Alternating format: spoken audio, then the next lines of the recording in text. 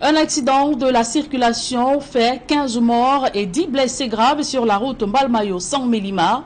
Principale cause de ce drame survenu au village de Combé, l'excès de vitesse et la somnolence du chauffeur du camion plateau qui a littéralement broyé le bus de transport interurbain. Voyons tout cela dans ce reportage de Joël Essengue et Marcelin Gansop.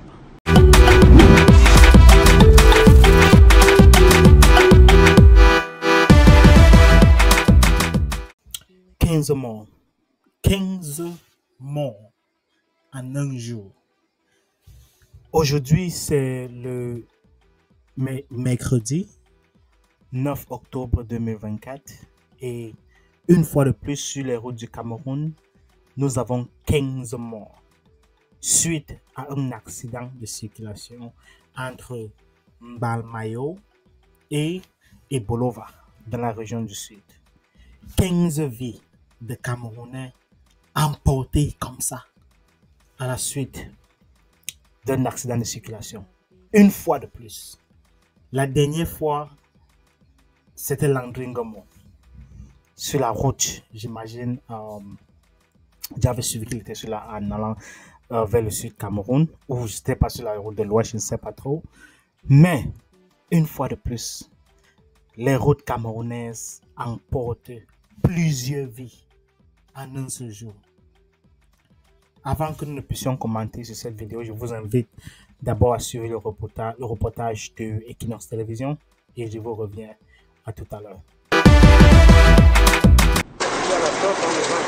Devant des témoins médusés et consternés, les épaves des deux véhicules accidentés sont extraits de la voie publique. L'état de l'aquasteur en dit long sur la violence du choc, qui a été malheureusement sans pitié pour la quasi-totalité de ses 24 occupants, y compris le chauffeur. Le gouverneur de la région du Sud, très vite arrivé sur les lieux du drame, est lui-même sous le choc. C'est tragique ce que nous avons vécu ici à Combé. L'accident a eu lieu très tôt le matin, entre 7h et 8h. Une collision entre un porte-char appartenant à une société forestière et un minibus d'une agence de voyage. L'excès de vitesse et puis le sommeil ont été à l'origine de cet accident. L'accident est survenu à un virage au village de Combé, à 17 km du centre-ville de San-Mélima. Le chauffeur du bus qui venait à peine de quitter l'agence à destination de Yaoundé est surpris par ce Porsche qui va lui rentrer dedans et l'écraser littéralement. Il roulait à son niveau. Malheureusement, un virage qui amorçait vers la droite. On est surpris, on les appelle le plateau quoi, le camion plateau, le long plateau là, qui est complètement de notre côté. Moi j'étais en train de jouer un game, je ne sais pas par coup de réflexe, j'ai jeté un coup d'œil, à peine je jette un coup d'œil devant. Même moi je suis chauffeur, notre chauffeur de car, c'est-à-dire il n'avait même pas le temps, il n'y avait pas moyen de l'esquiver, parce qu'il était tout droit devant nous, laissant complètement son côté. J'ai seulement dit Dieu, sauve-nous. L'hôpital de référence de San-Mélima a été le point de chute des accidentés, soit 25 au total, parmi lesquels malheureusement 15 qui ont perdu la vie, et donc une personne, un corps non identifié. Des accidentés qui ont été pris en charge de façon urgente par l'hôpital. Certains cas plutôt critiques ont été référés à l'hôpital général de Yaoundé. Nous avons accueilli ici 10 malades. Dans ces 10 malades-là, nous avons eu 2 cas dont les pronostics vitaux sont engagés et 2 cas de fractures complexes. Ces 4 cas-là ont nécessité des évacuations sanitaires vers des structures de catégorie plus élevée, notamment à Yaoundé, dans l'hôpital général. Et nous avons d'autres cas de polytraumatisés, de polyfracturés et même de polyblessés qui sont actuellement pris en charge ici dans nos services. Lorsque nous quittions les lieux, la plupart des corps avaient déjà été identifiés et récupérés par les familles. Malheureusement, nous avons reçu 15 corps, dont l'État ne nous permettait pas de les conserver. Donc après avoir conditionné les corps, nous avons communiqué l'information avec l'aide des forces du maintien de l'ordre. Les familles sont passées à identifier les corps. 14 ont été formellement identifiés et les familles ont commencé à récupérer les corps. L'axe Yaoundé-San-Mélima, en passant par Mbalmayo, Kolmetet et Zoétélé, est réputé dangereux, en raison notamment des nombreux virages qui jonchent le parcours, le rendant difficile pour les automobilistes, qui doivent alors faire preuve de prudence et de vigilance. ceux qui conduisent sur la route doivent être responsables dans ce qu'ils sont et dans ce qu'ils font. Chaque mois, il se passe un accident sur cette route, pas avec un tel bilan, mais cette section de la route est accidentogène. Donc nous allons faire un plaidoyer auprès du ministre des Travaux publics, puisque la route est en pleine rénovation, pour qu'il y ait des ralentisseurs sur cette route. Des enquêtes ont été ouvertes pour élucider les circonstances de ce énième drame routier qui vient ainsi d'arracher à plusieurs familles l'affection des leurs. Est-ce que vous avez même bien suivi ce que le journaliste a dit pour terminer la vidéo? Il a dit les enquêtes ont été ouvertes pour déterminer la cause de cet accident. Quelles enquêtes? Quelles enquêtes ont été ouvertes? Mais ce pays-ci est devenu un pays où 15 personnes sont brutalement arrachées à la vie comme ça. Et c'est comme un sujet, c'est banal. Ça ne gêne personne. Le gouverneur de la région du Sud s'est déplacé là. Et c'est tout. Et ça va. D'ici demain, on passe à autre chose. Ça ne dérange personne. 15 personnes. Ce n'est pas possible. Pour ceux d'entre nous qui avons eu cette opportunité-là de vivre à l'extérieur, hors du Cameroun, ailleurs, un nombre de morts pareil, mais comment? La plus haute autorité de l'État doit se déplacer pour venir sur le lieu. La plus haute autorité de l'État. Pas seulement le gouverneur. Même pas le ministre. 15 personnes, comme ça, là, brutalement arrachées à la vie. Les enquêtes vont être ouvertes. Pour faire quoi? Pour amener... Quelle enquête? Quelle enquête a déjà été ouverte au Cameroun et a abouti à quelque chose?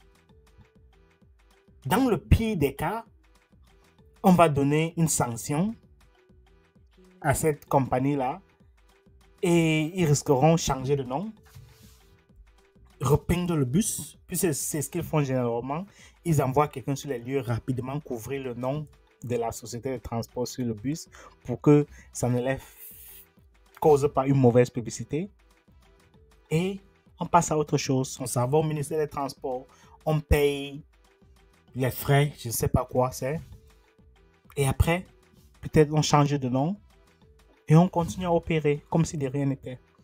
Malheureusement, le chauffeur lui-même a perdu la vie dans cet accident-là. Est-ce que vous avez suivi la gravité où les membres de la famille même, certains avaient de la peine à reconnaître le corps? C'est-à-dire, le membre de votre famille voyage comme ça le matin et le soir, comme ça, vous êtes seulement interpellé pour venir chercher votre corps. Ce n'est pas vrai. Et anti-Zambouan, c'est terrible. C'est terrible. Avant, on disait c'était Douala Yaoundé. Après Douala Bafoussam. Après Yaoundé Bafoussam. Voilà ça maintenant que même entre le centre et le sud. En fait, quelles routes au Cameroun ne sont pas ne tuent pas? Quelle route est bien faite au point où ceux qui montent ont 2 voies, ceux qui descendent ont 2 voies. Et même si ce n'est pas le cas, au moins le peu de routes qui restent, qu'elles sont bien entretenues. Puisque le gouverneur, comme vous avez suivi dans cette interview tout à l'heure avec Equinox, disait qu'il faut que les ralentisseurs soient installés sur la route. Pourquoi les ralentisseurs n'avaient pas été installés au préalable?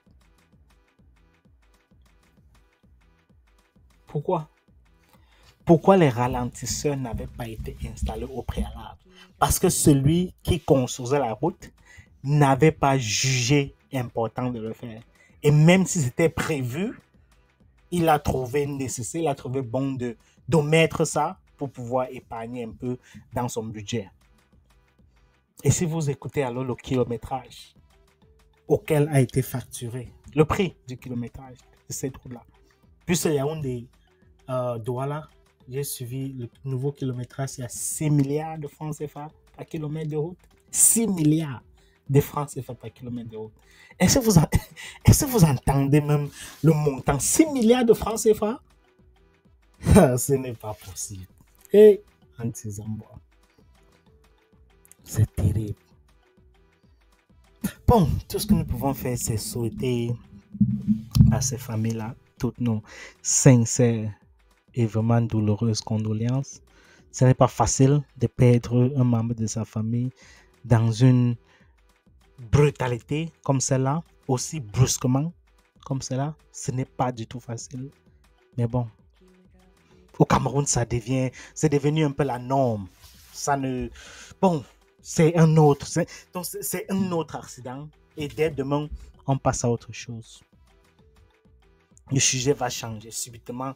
L'état de santé, où se trouve le président de la République, ça va revenir encore contrôler le débat et on va complètement oublier ces 15 personnes-là qui sont mortes. Complètement, c'est-à-dire, ils vont être effacés. Le plus, au trop, ils auront la première couverture des journaux demain. Au trop. Après ça, ils vont retomber dans l'oubliette. Et on va passer à autre chose au Cameroun. À quand est-ce que les morts, à quand est-ce que la dignité humaine va être valorisée au Cameroun? À quand est-ce que la dignité humaine, les conséquences, à quand est-ce qu'il y aura vraiment des conséquences?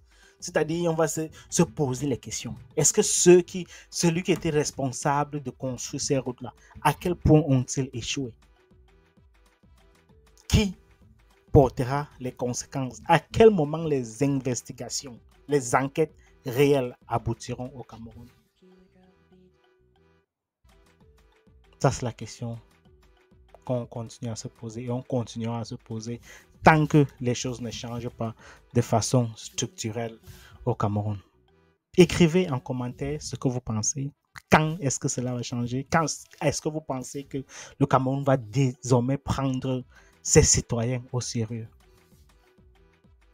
Écrivez en commentaire et une fois de plus, toutes mes sincères condoléances à toutes ces familles qui sont éprouvées en cette soirée-ci.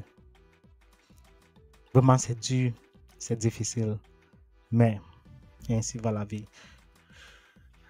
Nous y passerons tous, mais au moins que ce ne soit pas aussi brutal que ces frères et sœurs-là qui ont eu à être arrachés à la vie de façon aussi brutale. Portez-vous bien et on se revoit à la prochaine dans un prochain épisode d'une de les shows. Bonsoir à tous et passez une bonne journée. Bye bye.